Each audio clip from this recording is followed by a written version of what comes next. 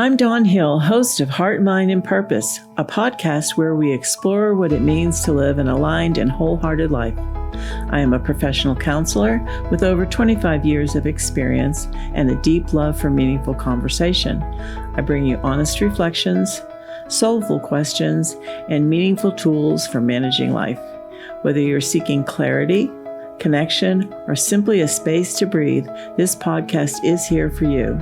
Tune in weekly and join me on the journey. Welcome to Heart, Mind, and Purpose, the podcast where we explore how our inner lives shape the way we love, connect, and grow.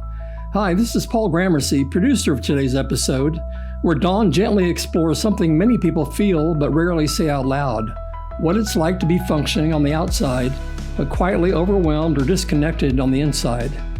If you've ever thought, this is just how life is, this conversation offers a different perspective, one rooted in awareness, compassion, and the possibility that you're allowed to feel better than you do right now.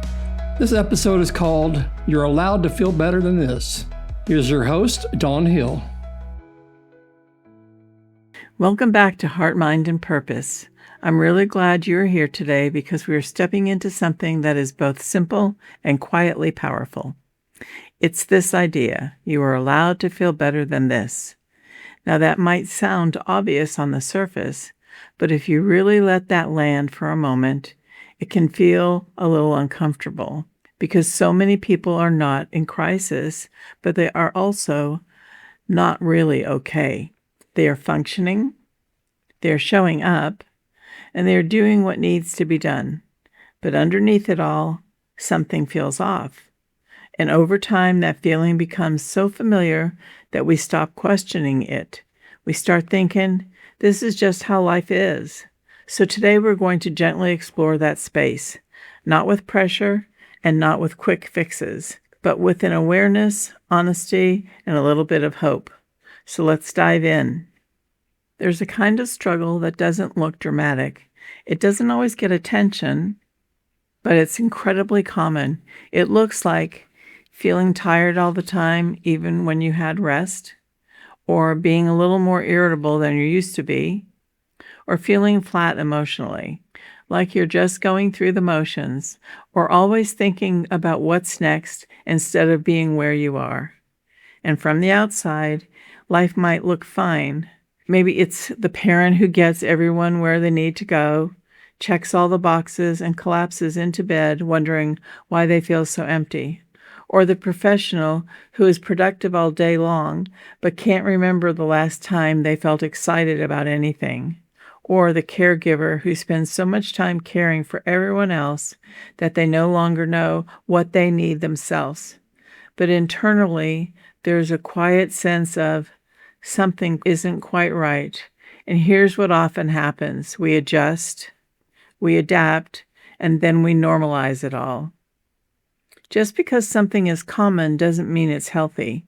And that's an important distinction because many people are living in a constant state of low-level stress, emotional disconnection, mental overload, and they have been there so long it just feels like baseline, their new or current normal. Let me give you a simple example. Someone who has been stressed for so long that when things finally get quiet, they don't feel peaceful, they feel uncomfortable. Rest doesn't feel natural, calm doesn't feel safe. Have you ever sat down with nothing pressing to do and immediately reached out for your phone? Or found yourself feeling anxious on vacation after you spent months wishing for a break? Sometimes we become so accustomed to being busy that stillness feels unfamiliar. And that's not because something is wrong with us.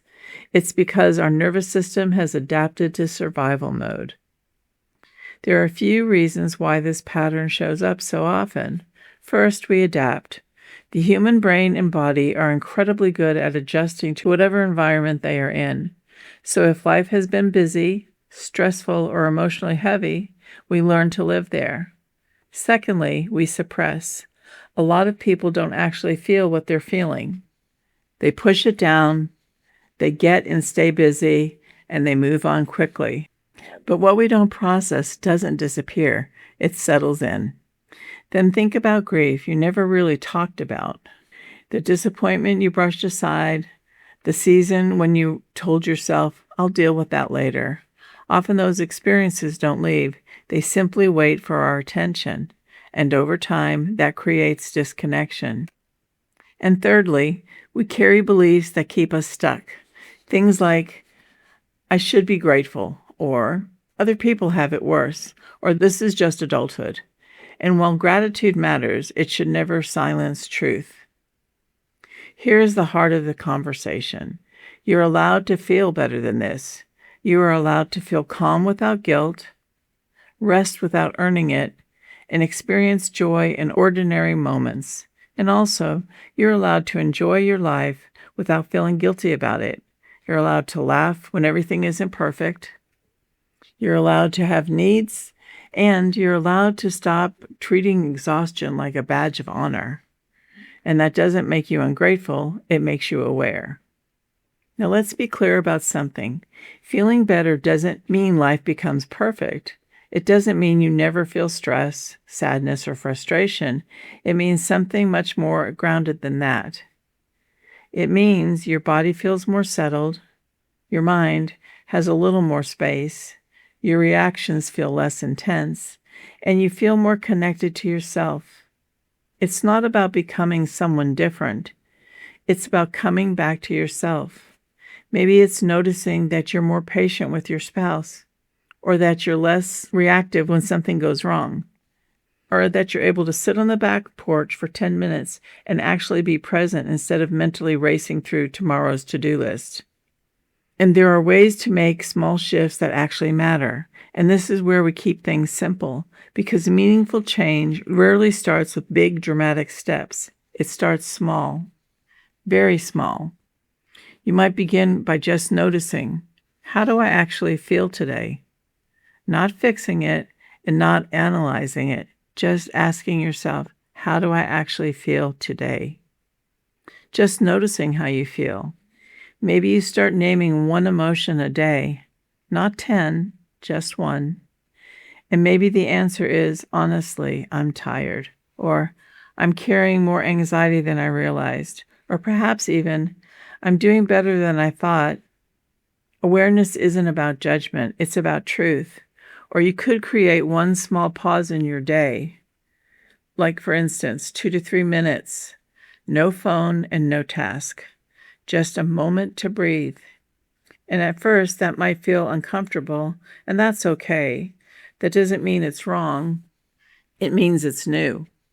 Maybe nothing dramatic changes at first, but you start to notice small things. I didn't feel as rushed today, or I handled that differently, or even I actually felt calm for a moment. And those moments, they matter, because they are evidence that something in you is shifting. From a faith perspective, we are not designed to live in a state of constant overwhelm. Peace isn't just an idea we talk about. It's something we're meant to experience. But often, restoration doesn't begin with doing more. It begins by seeing clearly, with recognizing, I don't have to keep living this way. Or sometimes restoration begins with a simple prayer, Lord, help me notice what I've stopped noticing. Or, show me where I've settled for surviving when you are inviting me into something more, something deeper. So as we close today, I want to leave you with a few gentle questions. Start by asking, what have I started calling normal? And it might not actually be healthy. Or, when do I feel slightly better? And what's different in those moments? And what would it look like to believe I'm allowed to feel better? I'd like to add just one more final image. Sometimes we think healing has to look dramatic, but often it looks like sleeping a little better, laughing a little more, feeling a little lighter, taking a deeper breath, and realizing that maybe, just maybe, you're beginning to come home to yourself again. You don't have to wait until things fall apart to begin to feel better.